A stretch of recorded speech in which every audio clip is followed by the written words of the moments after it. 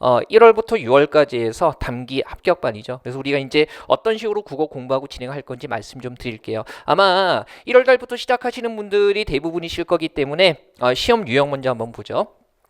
2021년 국가직 국어 문제 그래서 어법, 어휘, 문학, 비문학, 화법, 작문에서 우리가 고등학교 과정 때까지 배웠던 영역과 크게 다르지 않습니다. 뭐 올해 지방직 구급 같은 경우도 마찬가지죠. 일단 눈에 띄는 게 뭐가 있어요? 비문학 문제가 많아졌다. 그래서 이제 요즘에 공무원 수험가에서 국어는 이제 비문학이 대세야 이런 얘기를 합니다. 근데 저는 과연 한번 물어보고 싶어요. 그래서 비문학 문제 정답률이 어느 정도 되는가? 그죠? 과연 이것이 당락을 가르는 문제가 되는가? 역으로 한번 물어보고 싶습니다. 비문학은요, 문항 개수가 늘어났지만 절대로 당락을 좌우하지 않습니다. 이건 통계가 말해주는 바죠. 올해 2021년 국가직 국어 보면 상위 가장 틀린 문제 5개가요. 문법 3개, 그 다음에 한자 표기, 그리고 하나가 고전시가예요. 비문학이 한 문제도 안 들어가네요. 지방직 국어 같은 경우에 비문학 8문제 나왔는데요. 맨 마지막 19, 20번이 오답률이 높은 문항에 들어가요. 상위 5개. 왜 들어갔을까요?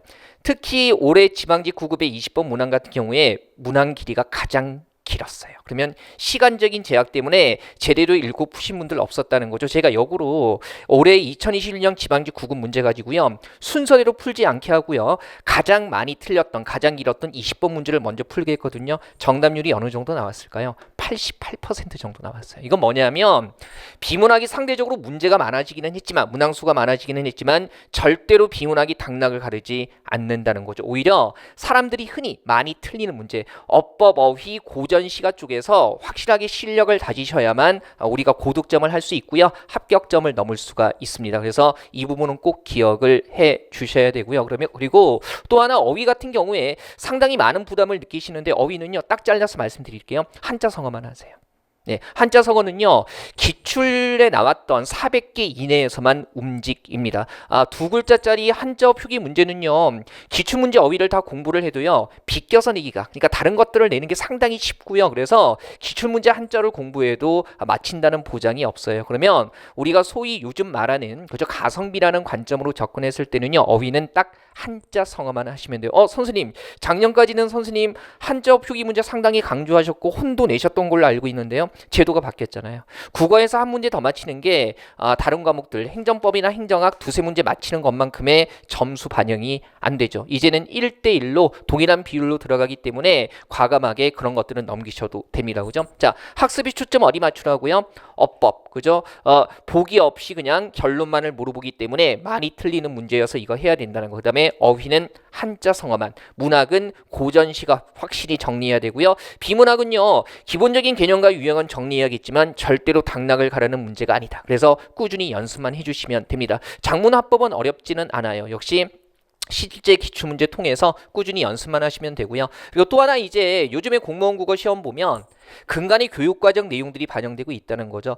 올해부터 수능국어 체계가 바뀌었어요. 그래서 이제 언어와 매체, 작문과 화법 이런 것들을 나눠서 선택하는 체계로 바뀌었는데 이런 것들이 공무원 국어 시험과 언제나 교집합을 이루게 됩니다. 그래서 그런 부분들도 감안해서 학습을 하셔야 되는데 다만 그런 부분들을 여러분들이 스스로 찾을 수는 없잖아요. 이건 그래서 제가 수업 시간에 바뀐 과정들 녹여내서 이미 나왔던 문제 그리고 예상되는 문제와 관련된 개념들까지 한꺼번에 정돈을 해드릴 거예요. 그럼 문제는 이거죠. 그래 일단 6개월 동안 공부해서 합격한다 상당히 매력적이다. 근데 가능할까?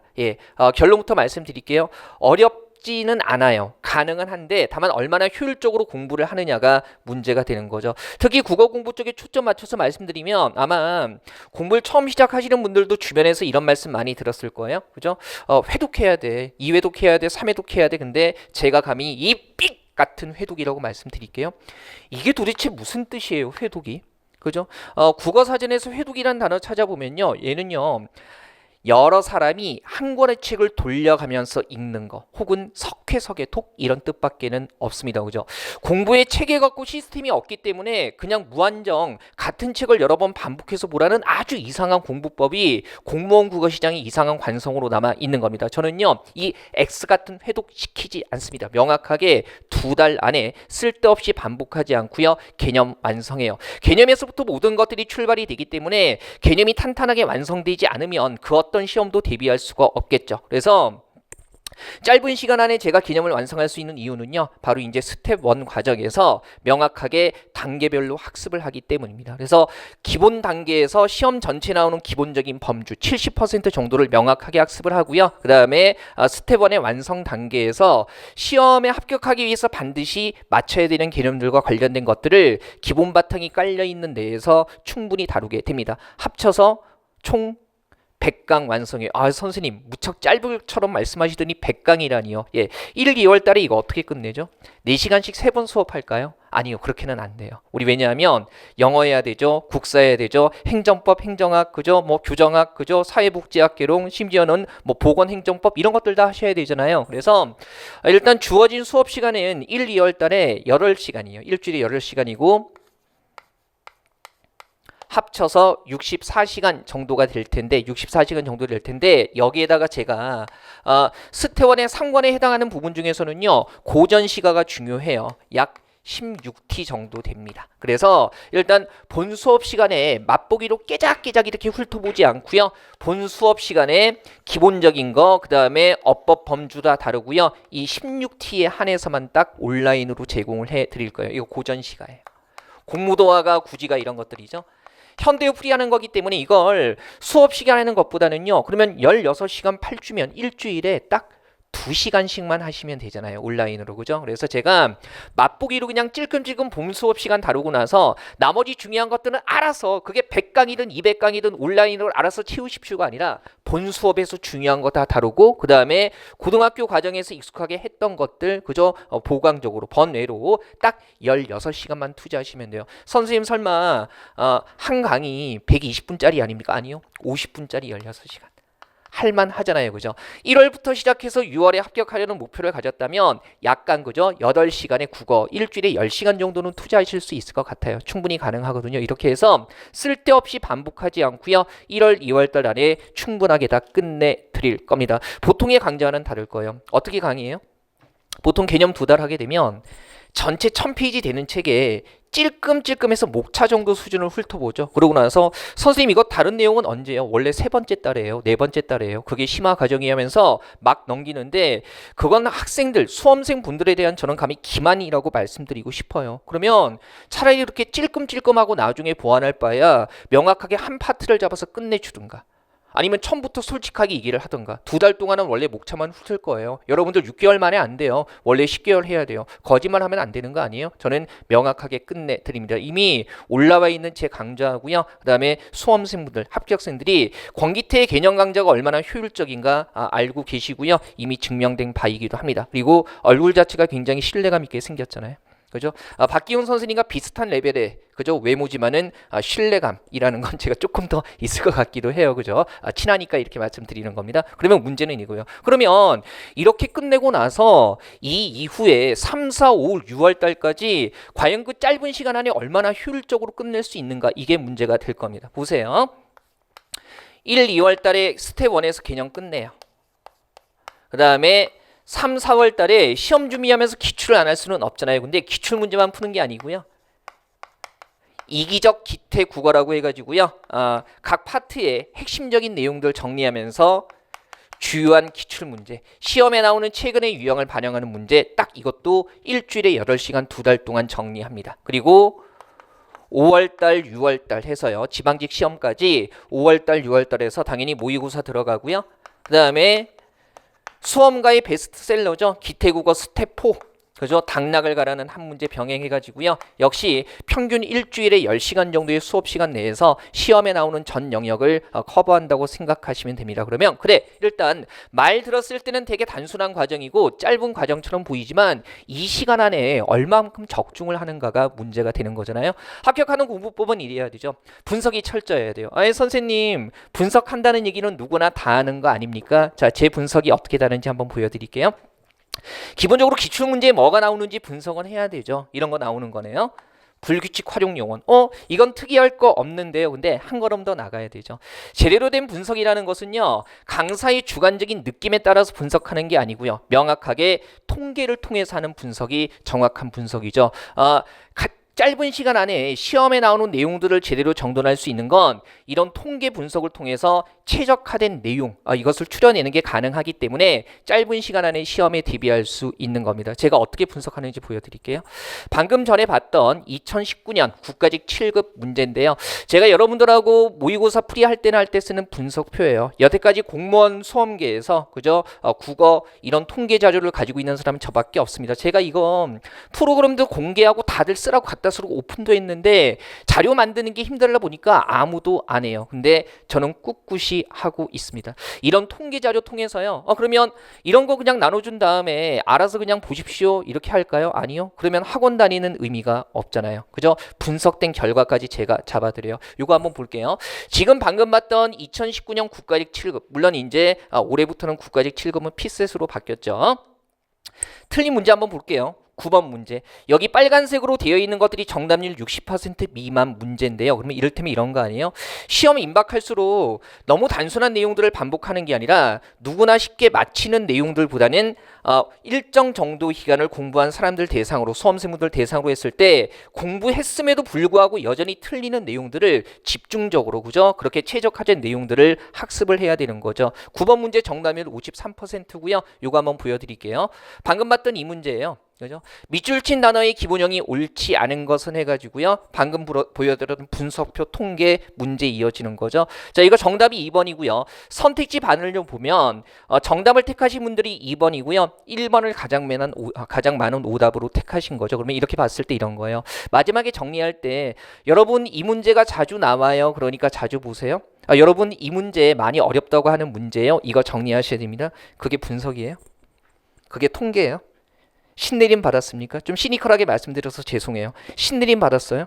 아니 도대체 이 문제가 많이 틀리는 문제라면 어법이든 독해든지 간에 몇 명이 풀었을 때 얼마나 많이 틀리기 때문에 이 문제가 어려운 문제고 많이 틀리는 문제인지, 그리고 이 문제를 풀기 위해서, 많이 틀리는 문제를 풀기 위해서 내용을 보완을 해야 한다면 어떤 포인트에서 헷갈리기 때문에 이런 내용들을 보완을 해야 되는지 정확하게 알려줘야죠. 그냥 막연하게 가르치는 사람의 주관에 따라서 이 문제 어렵습니다, 이 문제 많이 틀립니다, 그거 강의가 아니죠. 그죠? 돈 받고 강의하는 사람이 기본적인 자세는 아니죠. 그러면 이거 어떻게 해요? 이런 식으로 해 나가요. 제가 마지막 부분에 이제 우리 함께 1, 2, 3, 4에서 개념하고 기출 핵심 끝난 다음에 5, 6월 달에 정리하는 내용들이 이런 건데요. 제가 스텝 4 모의고사와 함께 우리 과정에서 진행할 거예요. 보여드릴게요. 당락을 가르는 한 문제 38쪽. 선생님이 설명의 용으로 조작한 거 아닙니까? 라는 말씀하실까봐 제가 교재명하고 페이지 수까지 정확하게 말씀드리는 거예요. 보세요. 아까 우리가 기출문제에서 용언에 활용해서 불규칙 활용에 관한 거 자주 나온다고 했죠. 그러면 같은 개념을 정리하더라도요, 상대적으로 출제 빈도가 높은 개념을 마지막 순간에 정돈하는 거예요. 그죠? 불규칙 활용 보세요. 어간어미 다 바뀌는 거 보셨을 거고요. 그 다음에 이런 개념과 아울러서 많이 틀린 문제, 방금 봤던 정답률 53%의 문제 같은 것들, 그러니까 공부한 사람들이 다시 봤을 때도 많이 틀리는 개념들을 어법과 독해 전체에 걸쳐서 정돈을 하는 겁니다. 그러면 이 문제 많이 틀린 거 아시죠? 정답률이 53%예요. 그러면 알아서 정리하세요. 역시 이것도 강의가 아니죠. 내용 정리합니다. 기본적으로 틀린 문제들 정리해 나가면서요, 관련되는 내용들. 그래, 이 문제가 정답이 2번이라는 걸 많이 놓쳤는데 여기서 주의해야 되는 건 분량이나 수요가 많아지다라는 의미의 기본형은 붙다라는 거, 이 부분을 여러분들 아셔야 합니다. 여기서 끝나면 안 되겠죠. 그러면 선생님 가장 많이 택한 오답이 1번인데 1번은요, 그죠? 이것도 관련되는 내용들.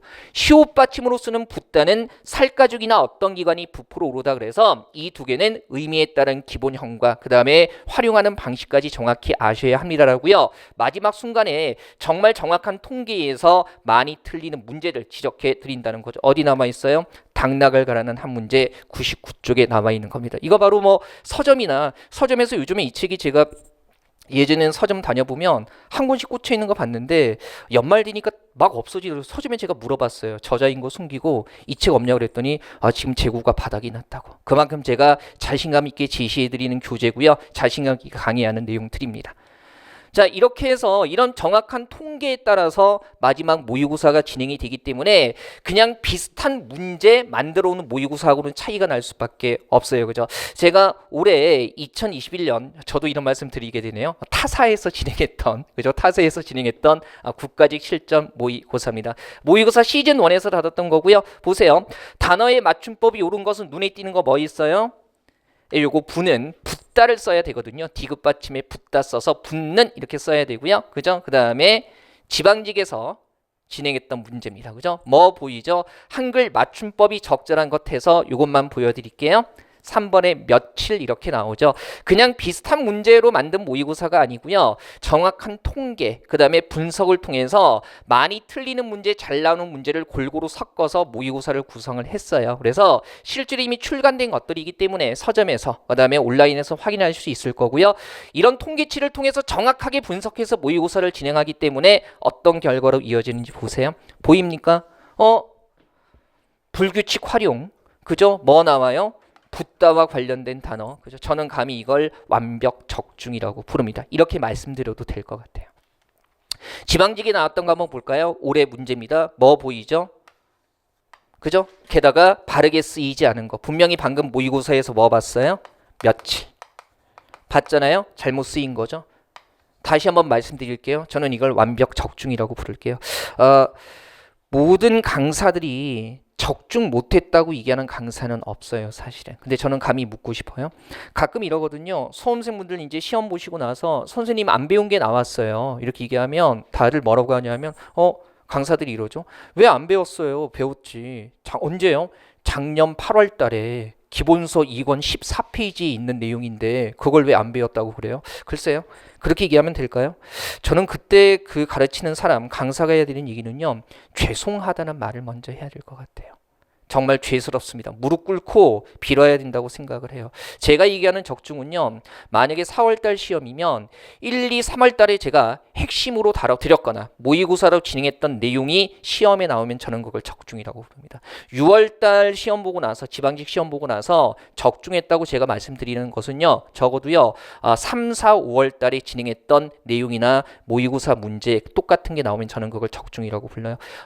비문학 독해 같은 경우는 유형은 맞힐 수 있어요. 내용은 맞추기는 힘들고요. 그래서 가장 명확하게 문법 문제로 보여드린 거고요. 이런 거죠. 똑같은 시간 공부를 해도요. 똑같은 시간 공부를 해도 얼마나 효율적으로 공부할 수 있는가. 그 효율적인 공부라는 게 말로만 되지는 않습니다. 저는 감히 묻고 싶어요. 뭘 묻고 싶냐면 1월달 되면 항상 모든 공무원 수험기 시장에서요. 반년 만에 합격하는 반 마구 만들어요. 심지어는요. 1, 2월달 종합반을 99,000원에 때리기도 합니다. 저는 이거 바람직한 현상이라고 생각해요. 매번 경제적인 부분 때문에 힘겨워하시는 수험생분들 생각해서 수강료 낮추는 거 괜찮다고 생각해요. 근데 제가 문제제기하는 부분은 그런 거죠. 그래서 과연 이렇게 저렴한 수강료로 반을 모집한 다음에 제대로 가르치냐는 거죠. 그죠? 2달 동안 뭐예요? 전과목 전체가 목차울토보기 하죠. 선생님 나머지는 언제요? 시험이 6월인데 이거 인강으로 다 제공되니까 본 수업에서는 원래 이렇게 하고요. 나머지는 혼자서 열심히 인강 들으시면 돼요. 근데 국어만 들어요? 영어는요? 국사는요? 행정법은요? 행정학은요? 그죠? 일주일에 소화돼야 되는 인강 분량이 60강이 넘어가죠. 그죠? 본 수업에서는 목차만 훑고 본 수업에서는 자리만 채우고 아무것도 정돈되지 않고요. 혼자 다 해결하래요. 그러면 그게 학원에서 반을 개설하는 이유가 뭐가 있어요? 아무것도 아니지. 전 묻고 싶어요. 99,000원 좋아. 싼 건 좋은데 과연 그렇다면 1, 2월 안에 정말 5과목의 개념을 다 끝낼 수 있을 만한 그런 커리큘럼이 구성되어 있는가 역으로 묻고 싶어요. 그리고 또 한 가지. 3월달, 4월달에도 99,000원 받을 건지는 묻고 싶어요. 정말 진심으로 묻고 싶습니다. 그게 제대로 된 콘텐츠를 저렴한 가격으로 정말 정확하게 공급한다면 저는 이건 수험생분들께 정말 도움이 되는 일이라고 생각하는데 보통 어떻게 해요? 1, 2월 달에 싸게 모집해서 빠져나가지 못하게 가두어 두죠. 그 다음에 3월 달부터 갑자기 수강료가 올라가죠. 수강료가 안 올라가면 어떻게 돼요? 교재비 왕창 사야 되죠. 그러고 나서 수업이 제 시간 안에 끝나나요? 5과목을요. 현장 수업으로 끝나는 게 아무것도 없어요. 미친 듯이 잠 안 자고 온라인으로 다 들어야 돼요. 그게 6개월 발입니까? 6개월 단기 종합반은요. 아무나 할 수 있지 않아요. 그렇게 돌려본 경험이 있어야 되고요. 거기에 맞는 적절한 콘텐츠가 있어야 합니다. 정감히 말씀드릴게요. 국어는요 준비돼 있어요. 이미 제가 6개월 반을 여러 차례 돌려봤고요. 거기 많은 콘텐츠, PPT, 교재 다 준비되어 있습니다. 저만 그렇게 돼 있을까요? 방금 전에 설명해 주신 박기훈 선생님 그리고 다른 선생님들도요 다 그렇게 준비가 되어 있기 때문에 감히 6개월 단기 완성반이라는 타이틀 아래 한꺼번에 뭉쳐 있는 겁니다. 생각하세요. 속지 마세요. 제가 다른 데서 어떻게 한다 이런 얘기하는 거 정말 안 좋아합니다. 성향상 그런 것들 어울리는 사람도 아닌데 적어도요 열심히 공부하시는 수험생분들께 절대로 거짓말해서는 안 된다는 거죠. 끝낼 수 있을 때 끝내야 한다는 얘기를 해야 된다는 거예요. 끝내지도 못할 거면서 눈 가리고 아웅하는 식으로 아무도 탓하지 않으니까 불합격했다고. 아무도 탓하지 않으니까 이 바닥에서 공부하시는 분들 선하신 분들 대부분이거든요. 공직생활 준비하시는 분들이기 때문에. 근데 그분들께 거짓말을 해서는 안 된다는 거죠. 방문각은 준비되어 있습니다. 저는 준비되어 있어요. 다른 교수님들 방문각에서 강의하시는 다른 분들도요. 6개월 만에 모든 것들을 정확하게 균형 있게 학습해서 끝낼 수 있는 커리큘럼과 강의가 준비되어 있습니다. 멀리 보지 마세요. 여기서 바로 시작하시면 됩니다. 제가 자주 하는 말이에요. 기차는 치국이니 공능 유성하면 성즉형하고 형즉저하면 저즉명하고 명즉 동하고 동즉 변하고 변즉 화하니 유천하에 지성이라야 위능화이니라. 중용지 23장에 나오는 말입니다. 영화 영린에서 나왔던 말이기도 해요. 물론 영린에서는 현빈이 나와서 되게 멋있게 말했죠. 작은 일에도 최선을 하자. 흉내는 안 되네요. 그죠? 역시 얼굴이 레벨이 안 되기 때문에. 중용 23장의 내용입니다. 그 다음 사람들은 뭐냐면 성현이 아닌 사람들이 우리 같은 보통 사람들이죠. 저 같은 보통의 강사들. 그죠? 보통의 강사들. 여러분처럼 아버지 어머니가 국회의원이 아니고 대기업 총수가 아니어서 온전히 자기 노력만으로 뭔가를 헤쳐나가야 되는 사람들입니다. 치국이니 극진히 해야 한다는 겁니다. 그죠? 그래서 극진히 하면 정성스럽게 되고 극진히 한다가 최선을 다한다는 얘기죠. 그 다음에 정성스럽게 되면 배어나오고 배어나오면 더욱 드러나고 드러나면 밝아진다.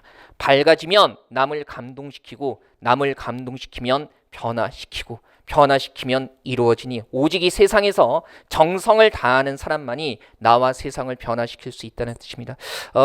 중용의 원래 뜻은요. 치우침 없는 가운데를 택하라는 게 아닙니다. 중용의 원래 뜻은요. 치우침 없이 모든 것에 최선을 다하라는 거예요. 그죠? 그래서 공부하실 때도요. 국어, 영어, 국사, 행정법, 행정학, 그죠? 뭐 보건, 행정 이런 것들 등등 골고루 공부하셔야 되고요.